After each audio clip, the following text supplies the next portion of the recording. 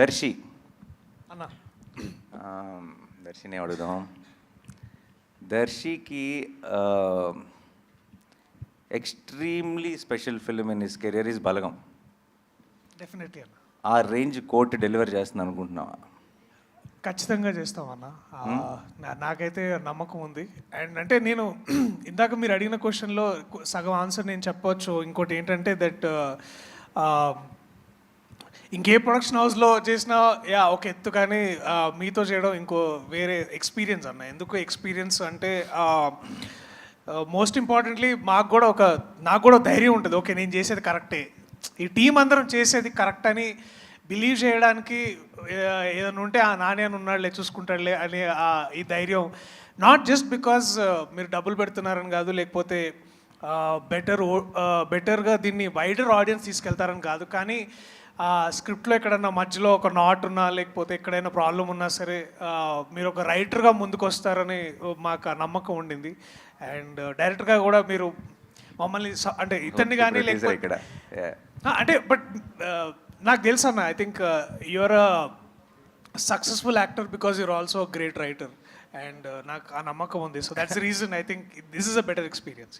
నిజంగా రాసిన ఏం లేదు అసలు ఎప్పుడు, బట్ అప్పుడప్పుడు మంచి ఐడియా వస్తుంది. But at least you know what is a better material. So yeah అది నాకు తెలుసుగా, నేను ఎందుకు అడుగుతా, మీరు అడగండి కావాలంటే. ఓకే, అండ్ నేను నా సైడ్ నుంచి చెప్పాల్సిన మాట, నేను నీకు గుర్తుందా, నేను దర్శన్ కలిసినప్పుడు నేను అన్నాను, నాకు పర్సనల్ ఫేవరెట్, నాకు బలగం అంటే, బలగంకి నేను చాలా పెద్ద ఫ్యాన్. అది ఐ థింక్ అందరికీ తెలుసు, నేను చాలాసార్లు మీడియాలో కూడా షేర్ చేసుకున్నాను.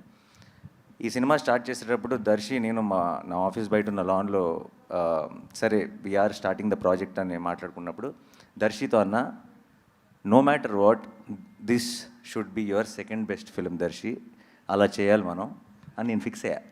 అంటే Balagam is the best film అని. రీసెంట్గా సినిమా చూశాను, I think second best film కాదు, ఫస్ట్ దాంతో పోటీ పడుతుందని నా నమ్మకం. అండ్ మీ రోషన్కి నీకు ఇది కామన్ క్వశ్చన్. నేను ప్రొడ్యూసర్ని, కానీ ఆన్ లొకేషన్ ప్రొడ్యూసర్ని కాదు కాబట్టి నాకు చాలా విషయాలు పోస్ట్ అవుతుంటాయి. మీ ఇద్దరికి బోల్డ్ ఉన్నాయి ఈగో క్లాష్లు ఉన్నాయని. సెట్లో ఉన్నప్పుడు నేను హీరో అని, ఫస్ట్ హాఫ్ హీరో నేను, సెకండ్ హాఫ్ హీరో నేను అని మీరిద్దరు ఒకరినొకరు చూసుకోకుండా అలా చాలా ఈగోయిస్టిక్ ఆన్ లొకేషన్ బిహేవ్ చేశారని విన్నాను రూమర్స్, బట్ అది ఎంతవరకు నిజం? దీనికి అతనే కరెక్ట్ చెప్తాడన్న. అండి, ఇక్కడికి వచ్చిన మీడియా వాళ్ళందరికీ నమస్కారం అన్న. అలా ఏం లేదన్నా యాక్చువల్లీ, బట్ అన్నే సాంగ్ నువ్వే దొబ్బేశావు. లైక్ గర్ల్ ఫ్రెండ్ నీకే ఉంది, సాంగ్ నువ్వే దొబ్బేశావు, నన్ను ఏంట్రా ఈ లాయర్ చేశారు అనేసి ఫీల్ అయ్యాడు. యా, నీకు లవ్ స్టోరీ కావాలనిపించిందా? అంటే దీంట్లో ఫస్ట్ వర్షన్ ఎట్లుండిందంటే, ముందు సూర్యతేజ అర్జున్ సర్కార్ లాంటి క్యారెక్టర్ అయితే బాగుంటుంది, నేను రోషన్ లాంటి క్యారెక్టర్ చేస్తే బాగుంటుందని ఒక వర్షన్ ఒకప్పట్లో బాగా నడిచింది. But most importantly ego clashes కంటే కూడా కాంపిటేటివ్ క్లాషెస్ ఎక్కువైనాయి అన్న. అంటే మనోడికి చూస్తే దీంట్లో ప్రతి నటుడికి ఒక సెల్ఫిష్ పార్ట్ ఉంటుంది. అంటే no matter how much is like, నాకు రోషన్ క్యారెక్టర్ చదువుతున్న ప్రతిసారి దీంట్లో ద వెరైటీ, ఒక లవ్ స్టోరీ ఉంటుంది, దిస్ ఇస్ అగైన్ ఒక వెరీ వల్నరబుల్ యంగ్ మ్యాన్, ఒక బ్యాక్గ్రౌండ్ అంటే ఒక పొలిటికల్ సపోర్ట్ లేని, లేకపోతే ఎటువంటి ప్రాబ్లమ్ అంటే వీక్ వల్నరబుల్ క్యారెక్టర్. అట్లాగే మళ్ళా heal again rise in love. So there is spectrum of ఒక క్యారెక్టర్ ఆర్క్ మనోడికి చాలా వెరైటీ. నాకు అది చూసి కొంచెం అసూయగా ఉండేది. సో అప్పుడు అట్లా అంటుండేవండి, అంతేగాని but I'm very proud of what is done in the film, like you are. So yeah, and so equally about. మీ ఇద్దరు అయితే డెఫినెట్గా వాళ్ళిద్దరి గురించి నేను తర్వాత మాట్లాడతాను. But Roshan amazing performance. And చాలా సినిమాల్లో మనందరికీ తెలుసు రోషన్ ఎన్ని ఫిల్మ్స్లో చేశాడు. తను ఆల్రెడీ ఆర్టిస్ట్గా ప్రూవ్ చేసుకున్నాడు. బట్ నాకెందుకో ఇలా లీడ్గా I think I'm extremely proud of your performance and the film. And నువ్వు ఈ సినిమాతో నాకు తెలియకుండా మీ ఇద్దరు రెస్పాన్సిబిలిటీ నేను కంప్లీట్గా తీసుకుంటున్నా. అండ్ ఐ విల్ ఎందుకంటే I fell in love with both of you while watching the film. చాలా రోజుల తర్వాత లవ్ స్టోరీస్తో ఏంటంటే, నేను బయటకు వచ్చిన వెంటనే చెప్పాను, నీకు గుర్తుందా సినిమా చూసి బయటకు వచ్చిన వెంటనే, లవ్ స్టోరీస్తో ఏంటంటే ఎప్పుడో మనం ఆల్రెడీ చాలా సినిమాల్లో చూసిన స్టార్స్ చేసినప్పుడు ఆ స్టార్స్ మనకు బాగా పరిచయం. సో సీన్స్ బాగున్నాయా, డైలాగులు బాగున్నాయా, మ్యూజిక్ బాగుందా అని ఎంజాయ్ చేస్తామే తప్పితే వీళ్ళిద్దరూ నిజంగా లవ్లో ఉన్నారా అని ఆ ఇమోషన్ని మనం ఫీల్ అవ్వం. అంటే మనం నమ్మేసి, అంటే ఇంకా సినిమాలాగానే చూస్తాం, మనం నమ్మేసి ఆ ఇమోషన్ని ఫీల్ అవ్వం. ఐ థింక్ వీళ్ళిద్దరూ ఆ రోల్స్ ప్లే చేయడం వల్ల నాకు సినిమా చూస్తున్నాను సేపు it felt like I'm feeling that love from the screen అనిపించింది. And I think that will be the biggest USP of thank you so much and amazing job. And తర్వాత ఇంకా బోల్డ్ అంతా మాట్లాడాలి, అప్పుడు చెప్తా. ఓకే ఓకే అన్న. అండ్ శ్రీదేవి, నేను ఎక్స్పీరియన్స్ ఉందా ఇంతకుముందు? First time. మరి ఎట్లా అంత కాన్ఫిడెన్స్ అండ్ అంత ప్రొఫెషనల్గా?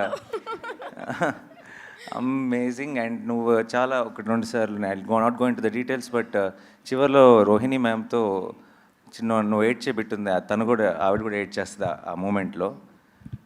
ఇప్పటికి 4 సార్లు చూసాను అనుకుంటా ఆ సీన్, సినిమాతో ఒకసారి, అండ్ దాన్ని ఇంతకుముందు షూటింగ్ దగ్గర ఒక 3 సార్లు తీసుకొచ్చి చూపించు.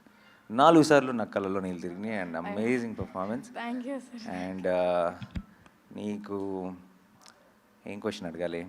ఏమైనా కంప్లైంట్స్ ఉన్నాయా ఎవరైనా టీం మెంబర్స్ మీద, నా మీద కానీ ఏమైనా ఉంటే ఇప్పుడే this is your opportunity.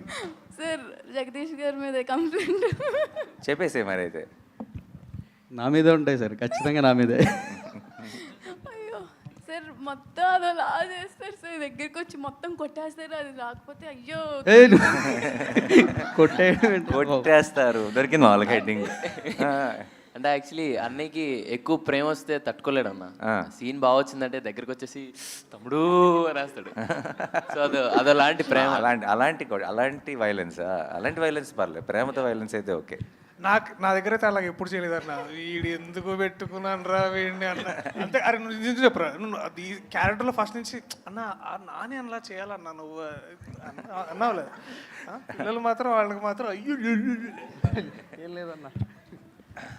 And yeah, last మా అక్కకి క్వశ్చన్. కోర్ట్ సంగతి తర్వాత మాట్లాడదాం. చిన్నప్పుడు తమ్ముడిని బాగా టార్చర్ చేసామని బయట రూమర్స్ ఉన్నాయి, అది నిజమా కాదా? అదే ఇప్పుడు నువ్వు కక్ష తీర్చుకుంటున్నావు కదా, నన్ను టార్చర్ చేస్తున్నావు. నేను చేస్తానా? ప్రొడక్షన్ నేను అసలు ఏమన్నా పట్టించుకున్నానే, మీ ఇష్టం వదిలేసాను కదా. సరే, how was the experience of? అంటే తారా నా అమ్మాయిని తీసుకొచ్చి ప్రొడక్షన్లో పెట్టావు. సో ఏం కదా అన్ని, but how was the experience first time? it's definitely not like direction. That's something that I really enjoyed. Production was a very learning experience.